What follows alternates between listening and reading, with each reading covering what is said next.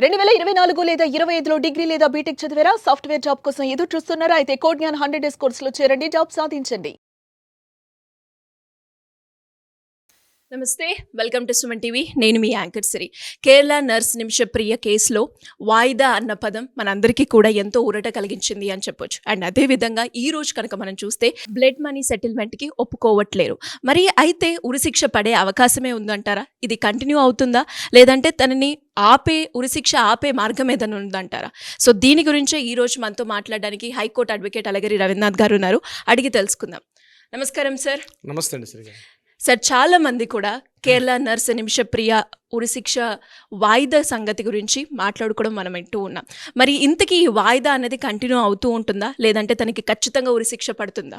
ప్రస్తుతం జరుగుతున్నటువంటి పరిణామాలు మనం చూసినట్లయితే నిమిషప్రియ విషయంలో వాయిదా అన్నది కేవలం తాత్కాలికమే అన్నట్టుగా మనకి సమాచారం వస్తూ ఉంది. ఎందుకు ఈ మాట నేను చెప్పడానికి సాహసిస్తున్నానంటే, నిమిషప్రియ విషయంలో నేను జూలై 16 ఆమెకి ఈ పాటికి జరిగితే రెండో రోజు జరిగేదేమో బహుశా, కానీ తాత్కాలికంగా నిలుపుదల చేశారు. దానికి చాలా కారణాలు ఉన్నాయి. ముఖ్యంగా కేరళకు సంబంధించి ఒక ముస్లిం నాయకులు కానీ, అదేవిధంగా ముస్లిం మత పెద్దలు, సూఫీ మత పెద్దలు, అదేవిధంగా సున్నీ ఇక్కడ మత వీరందరూ కూడా ఆ యొక్క కార్యక్రమం మీద, ప్రభుత్వం మీద గట్టిగా ఒత్తిడి తీసుకొచ్చారని చెప్పి.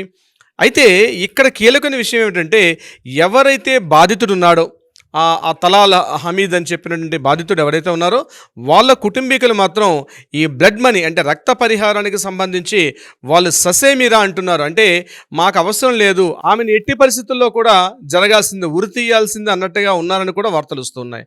అనేక ప్రయత్నాలు చేస్తున్నారు. ముఖ్యంగా ఆమె యొక్క ఏదైతే ఈ యొక్క ఉరిశిక్ష సంబంధించి ఉందో అది తాత్కాలికమైనటువంటి వాయిదా కాకుండా పూర్తిగా ఆమెను అక్కడి నుంచి క్లియర్ చేస్తూ ఆమెను యావజ్జీవ కారాగార శిక్ష విధించేట్టుగా చట్ట ప్రకారంగా అనేక పరిమితులకి ప్రయత్నాలు చేస్తున్నప్పుడు కూడా మనకు అందుతున్న సమాచారం ప్రకారం ఇది కేవలం తాత్కాలికమే.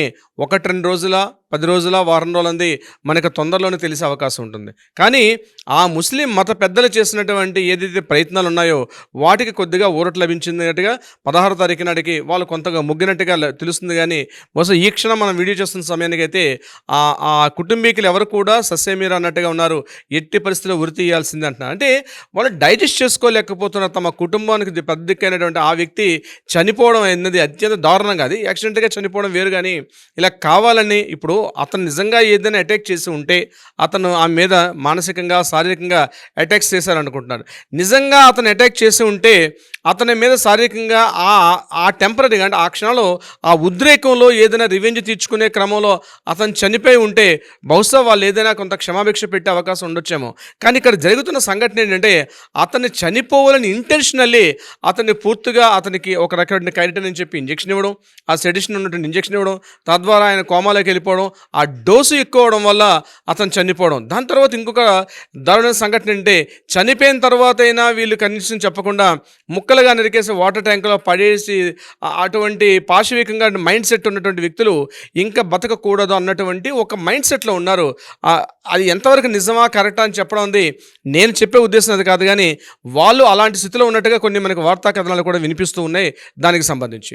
అయితే ఇక్కడ నిమిషప్రియ విషయానికి వచ్చినట్లే మనం ఏమనుకుంటున్నాం, ఇటు సాధారణ మహిళ భారతదేశం చెల్లింది, ఏదో తన మీద జరుగుతున్నటువంటి మానసికంగా శారీరక దాడులు, ముఖ్యంగా పాస్పోర్ట్ అనేది అతను తన కస్టడీలో పెట్టుకొని ఈమెకు భారతదేశం వెళ్ళలేకుండా ఈమెను పూర్తిగా ఇబ్బందులు గురి చేశాడు. కాబట్టి ఈ రకంగా అతను చేయడం కరెక్ట్ కాదు అని ఒక వర్గం వారు వాదిస్తున్నప్పుడు కూడా ఆమె ఎవరైతే కుటుంబీకులు, బాధిత కుటుంబీకులు మాట్లాడే వెర్షన్ మాత్రం డిఫరెంట్గా ఉంది.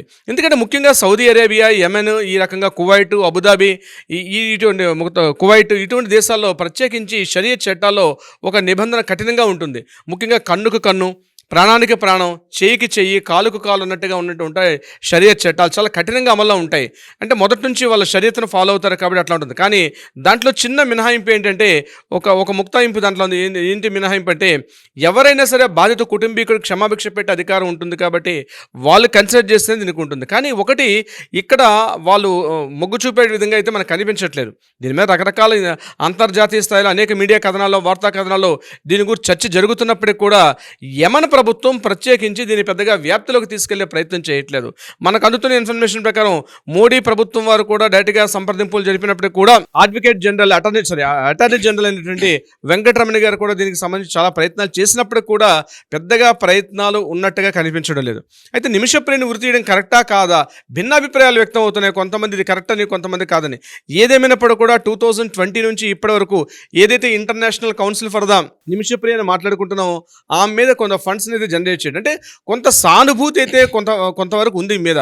అది ఎందుకు ఉంది అన్నది దానికి ప్రత్యేకమైన కారణాలు నేను చెప్పలేను, కానీ కొంత సానుభూతి అయితే ఉంది.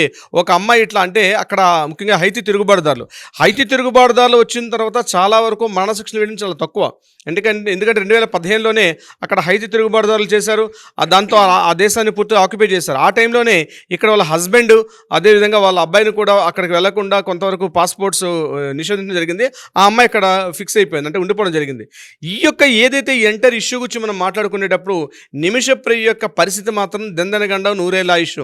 అంటే ఏ ముహూర్తాన్ని వాళ్ళ తల్లిదండ్రులు ఆ పేరు పెట్టారో తెలియదు, కానీ నిమిషప్రియ అని ప్రతి నిమిషానికి ఆవిడకి యమధర్మరాజుకి దగ్గరగా ఉరికంబానికి దగ్గర చేస్తున్నటువంటి సంఘటనలే కనిపిస్తున్నాయి తప్ప ఎక్కడ కూడా ఆశావహంగా జస్ట్ వాయిదా వేశారని చెప్పి దేశవ్యాప్తంగా కొంతవరకు చర్చించుకున్నారు. వాయిదా పడింది, జూలై 16 జరగాల్సినటువంటి ఆ ఉరి కొంతవరకు వాయిదా పడింది అనుకుంటున్నారు. కానీ ఇది మాత్రం ఆవిడకి తాత్కాలిక ఉపశమనమే తప్ప పెర్మనెంట్ క్యూర్ అయితే కాదు. అంటే ఆవిడకి పర్మనెంట్గా శివుడికి రిలీఫ్ అయిపోయింది అన్నటువంటి రిలీఫ్ అయితే లేదు. బట్ ఇది ఇంకా మానసిక క్షోభ. జైల్లో ఆమె పడుతున్న మానసిక వేదన ఆలోచిస్తే, అంటే మరికొద్ది గంటల్లో నన్ను ఉరి తీయబోతున్నారు అన్నటువంటి ఏదైతే మానసిక వ్యవస్థ ఉంటుందో ఆ స్థాయి, అది చాలా కష్టం. దీని మీద అనేక కథనాలు, అనేక సీరియల్స్, అనేక సినిమాలు కూడా వచ్చాయి. అంటే ఆ క్షణంలో వాళ్ళు పడే మానసిక వేదన ఎలా ఉంటుంది. ఇప్పుడు అనుకోకుండా ప్రమాదం జరిగిపోయింది, దట్ ఈస్ ద డిఫరెంట్. లేదా వయసు రీత్యా ఏజ్ వచ్చింది, ఏజ్లో ఏదైనా కాలం చేశారు, చనిపోయారంటే దట్ ఈస్ డిఫరెంట్. కానీ ఇది ఉరి తీస్తారంటే పూర్తిగా ఆరోగ్యకరంగా ఉన్నటువంటి ఒక వ్యక్తిని ఉరికంబానికి ఎక్కించి కింద ఆ యొక్క బేస్మెంట్ తీసేస్తే ఆ ఉరికి హ్యాంగ్ అవుతూ ఉన్నటువంటి ఉరితాడుకు వేలాడుతున్నటువంటి ఆ దృశ్యాన్ని అది గుర్తుకొస్తేనే, మరికొద్ది గంటల్లో నేను చనిపోతాను కదా అన్నటువంటి ఏదైతే విధానం అది గుర్తుకొస్తేనే వాళ్ళు మానసికంగా వాళ్ళు బతకడం, అంటే ఆల్రెడీ చచ్చిపోయినట్టు నా దృష్టిలో.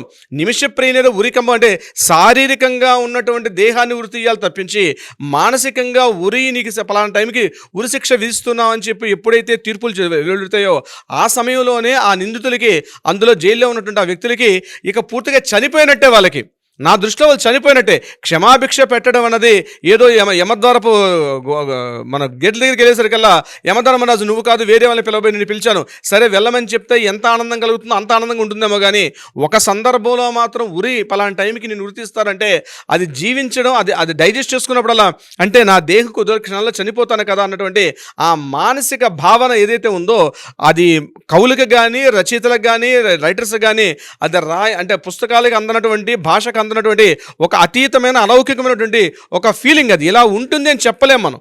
ఒకసారి చనిపోయిన తర్వాత నేను చనిపోయాను అని చెప్పడానికైతే ఉండడు కదా వ్యక్తి.